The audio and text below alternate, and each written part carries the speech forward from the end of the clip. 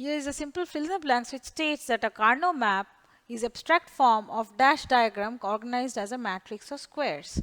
The options are A. Venn diagram, B. Cycle diagram, C. Block diagram, D. Triangular diagram.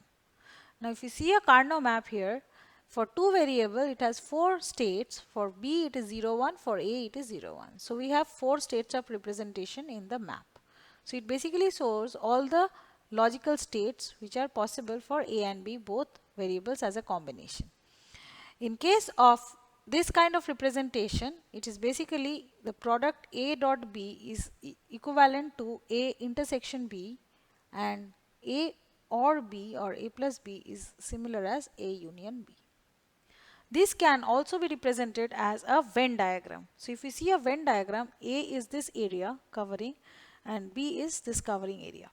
Now the intersection is this common area as shown here. Now A union B shows the entire area. So this also shows the four logical states possible for these two variables taken together.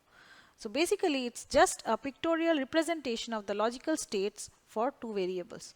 So a Karnaugh map is an abstract form of a Venn diagram organized as matrix of squares, and the correct answer is option A here.